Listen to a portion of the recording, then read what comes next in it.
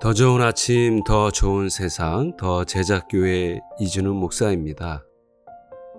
오늘은 우리가 사도행전 4장 1절부터 4절 말씀을 함께 같이 묵상하도록 하겠습니다.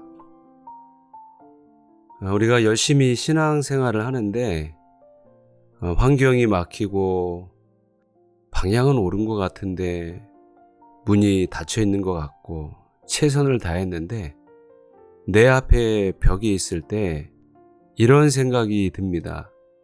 내가 뭘 잘못한 건가? 하나님이 원하시는 게 아닌가? 이제 그만해야 되나? 사도행전 4장이 바로 그 순간입니다. 3장에서 40년 된 안진뱅이가 일어났습니다. 기적을 본 사람들이 몰려왔습니다. 베드로가 그들에게 복음을 전했습니다. 살아 움직이는 놀라운 부흥의 현장이었습니다. 그런데 본문 1절에 사도들이 백성에게 말할 때에 제사장들과 성전 맡은 자와 사두개인들이 이르러 벽이 딱 막히는 순간입니다. 종교 지도자들이 총 출동했어요. 그리고 베드로와 요한을 붙잡아 갔습니다. 바로 이 막힌 순간에 어떻게 해야 되는가? 오늘 우리가 첫 번째로 이런 순간에 묵상해야 될 것은 복음이 왜 저항받는가라는 것입니다. 자, 오늘 베드로와 요한을 붙잡아 갔을 때 세 종류의 사람들이 왔어요. 제사장들, 성전, 경비대장, 사두개인들. 이 세 무리가 동시에 출동을 했습니다. 제사장들은 종교 권력입니다. 허가받지 않은 선포는 그들의 권위에 정면으로 도전하는 것으로 받아들였죠. 두 번째로는 성전 경비대장, 치안의 권력이죠. 통제되지 않은 군중은 그의 임무의 실패로 보았습니다. 세 번째로는 사두개인들입니다. 그들은 어쩌면 신학의 권력이죠. 이 사두개인들의 어떤 이런 분노는 단순히 신학적인 어떤 논쟁으로만 읽을 것이 아니라 사실은 사두개인들은 로마와의 정치적인 협력으로 기득권을 유지하는 집단이었습니다. 그래서 그들이 분노했던 것들 중에 하나가 예수 안에서 죽은 자가 다시 산다. 바로 이 선언이었죠. 이런 선언이 현 체제를 흔드는 도전으로 본 것입니다. 자신들의 자리가 위협받는 것으로 느낀 것이죠. 그래서 2절에 심히 괴로워하여, 이 심히 괴로워하다 이 헬라어 단어는 디아포네오만이라는 단어인데 내장이 뒤틀릴 정도로 분노가 치밀어 오른다라는 거예요. 단순한 분노가 아니라 속 깊은 것부터 내장이 막 그냥 찢어질 정도로 분노가 치밀어 오르는 것. 왜 이렇게까지 이들은 격렬했을까요? 그들이 믿고 있는 진리 때문에 그랬을까요? 아니에요. 그들이 갖고 있는 기득권을 잃을까봐 그것이 두려웠기 때문입니다. 예수님께서도 성전을 정화하시는 날 상을 뒤엎으시고 양과 염소를 내쫓았을 때 대제사장 무리가 자신의 이권을 지키기 위해서 즉각적으로 예수님께 반응을 보이지 않습니까? 대적하잖아요. 복음은 언제나 무언가를 건드립니다. 내어놓기 싫으면 저항하게 되어 있어요. 그러면 우리는 어떨까요? 하나님의 말씀이 들려올 때 내 안에 순종하지 못하게 저항하는 것이 있습니까? 내 삶의 자리를 내어놓지 못하게 하는 것이 있습니까? 가만히 생각해 보면 저항은 항상 바깥에만 있는 것이 아니라 때로는 내 안에, 내 속에서 일어난다는 것이죠. 자, 우리가 두 번째로 좀 묵상해야 될 것은 가장 두려운 그 밤에 무엇을 할 것인가입니다. 자, 3절 말씀을 보면 그들을 잡아 이튿날까지 가두었으니 이미 저물었음이로라. 여기 이 저물었다. 물론 베드로와 요한을 붙잡았을 당시에 날이 아마 저물어 가는 그런 시점이었을 거예요. 시간적 의미도 아마 있었을 것입니다. 그런데 오늘 이 세 권력기관이 다 나왔잖아요. 이거는 그냥 단순히 날이 저물었으니까 그 다음 날까지 가둬 두어야겠다, 그런 의미가 아닙니다. 유대 법정 규정을 보면 사형 가능성이 있는 사안은 당일 처리가 금지되어 있어요. 반드시 다음 날로 넘겨야 했습니다. 그러니까 지금 이 상황은 베드로와 요한이 사형 신문에 그 앞에 놓여 있었다, 그리고 그 밤을 보내고 있었다라고 보는 것이 더 정확할 것입니다. 자, 그렇다면 베드로와 요한은 그 밤을 어떻게 보내고 있었을까요?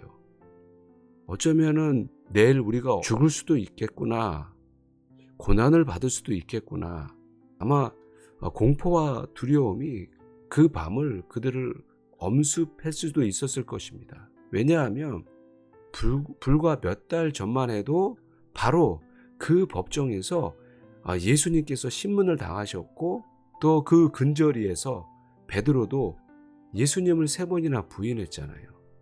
왜 예수님을 3번이나 부인했을까요? 두려웠기 때문에 그래요.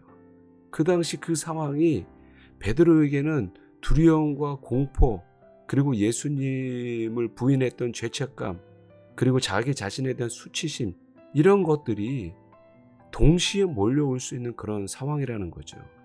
가장 부끄럽고 수치스럽고 죄책감이 있는 그 현장이 지금 트라우마처럼 다시 올라올 수 있는 그런 상황입니다. 그런데 베드로와 요한은 그 밤에 무엇을 했을까? 성경에는 구체적인 기록이 나오지 않습니다.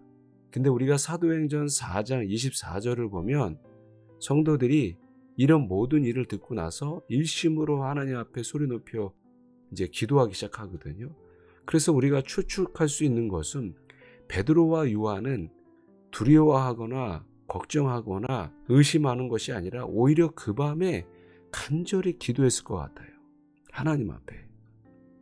존 락스라는 사람은 종교개혁 시대에 투옥이 되어서 이제 노예로 이제 끌려가게 되었는데, 그가 노예로 끌려갈 때에 쇠사슬에 묶인 채로, 그리고 배에 실어서 노를 저으면서 그렇게 끌려가게 되었어요.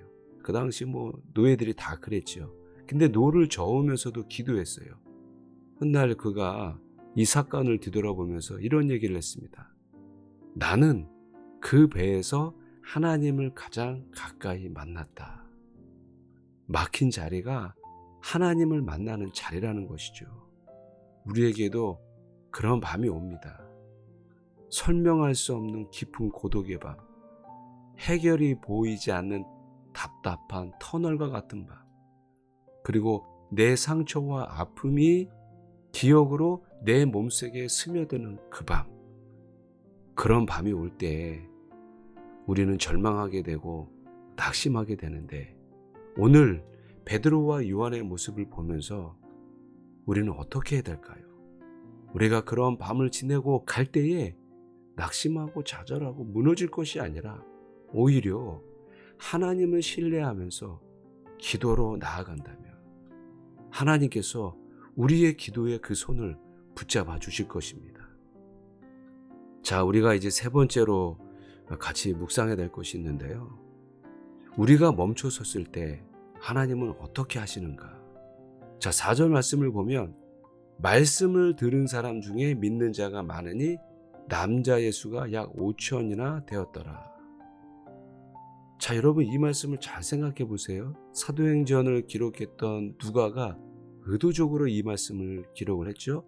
베드로와 요한은 감옥에 갇혀 있어요. 그런데 동시에 믿는 자의 수가, 그것도 남자가 5천 명이 지금 이제 돌아왔다, 그 얘기를 하는 거 아니겠습니까?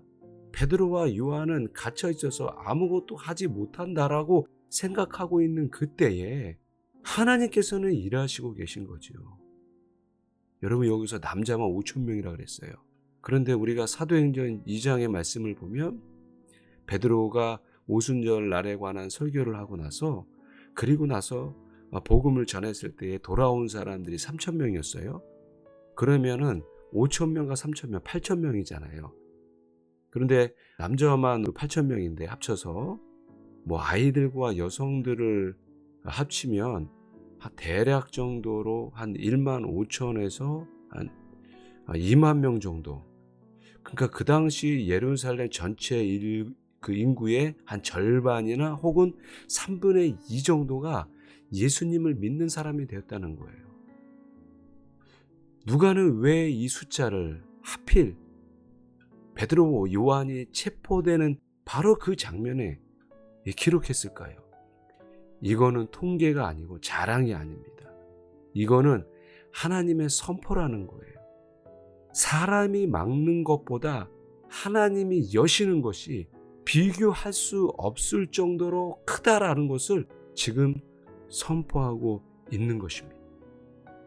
바울은 디모데후서 2장 9절에서 그가 감옥에 갇혔을 때 이렇게 고백했어요. 내가 매임을 당하여도 하나님의 말씀은 매이지 아니하니라. 내가 매임을 당해도 내가 아무것도 할 수 없는 것 같지만 하나님은 매이지 않기 때문에 하나님은 일하신다는 거죠. 우리가 구약 성경에 보면은 요셉도 그렇지 않습니까? 형들에게 배신당하고 구덩이에 던져지고 노예로 팔려가고 감옥에 갇히는 이런 일련의 과정들, 삶이 나아지는 것이 아니라 더 일상의 삶을 치열하게 살아갔는데 오히려 더 밑바닥 인생으로 떨어지는 그러한 요셉의 삶. 감옥에 갇혔을 때에 잊혀진 존재로 있었지만 그러나 바로 그 시간에도 하나님은 요셉을 이집트의 총리로 준비하고 계셨습니다. 요셉이 멈춰있는 그 자리에서 하나님은 가장 큰 일을 설계하고 계셨어요. 사랑하는 여러분, 우리가 아무것도 못하고 있다는 그런 순간, 또 그런 느낌이 들 때 사실은 하나님이 가장 깊이 일하시는 순간이고 시간입니다. 자, 이제 말씀의 결론을 맺도록 하겠습니다. 오늘 우리는 3가지를 보았습니다. 열심히 신앙생활을 하는데 저항이 있을 경우, 그런데 그 저항이 외부적인 것일 수도 있지만 사실은 내 안에서 일어나는 하나님의 말씀에 순종하지 못하고 또 내 자신을 내려놓지 못하는 내 자아가 살아있을 경우 우리는 어떻게 해야 되는가? 2번째로는 우리 인생에서 가장 두려운 밤이 올 때 우리는 어떻게 보내야 될까? 그 밤 나의 손을 주님께 올려드리는 거예요. 기도로 올려드리는 거예요. 주님이 붙잡아 주실 것입니다. 그리고 가장 중요한 것인데 우리가 멈춰있는 그 순간에도 하나님은 일하시고 역사하시고 계신다는 그 사실 잊지 말라는 것입니다.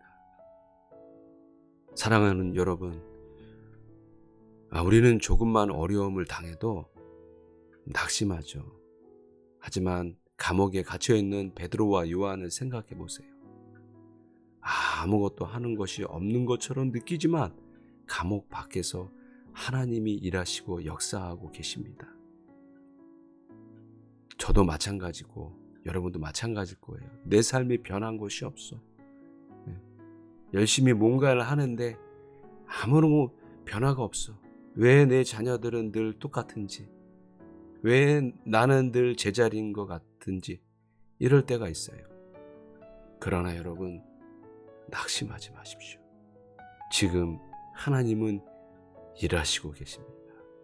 우리가 할 것은 내 속에 있는 복음을 저항하는, 하나님의 말씀을 저항하는 내 속에 있는 그 저항을 뿌리 뽑고, 그리고 내가 그 자리에서 두 손 모아 하나님 앞에 기도할 때, 그리고 내 손을 주님 앞에 내려놓을 때 하나님께서 역사하실 것을 믿고 나아가는 저와 여러분들이 되시기를 주님의 이름으로 축원을 드립니다.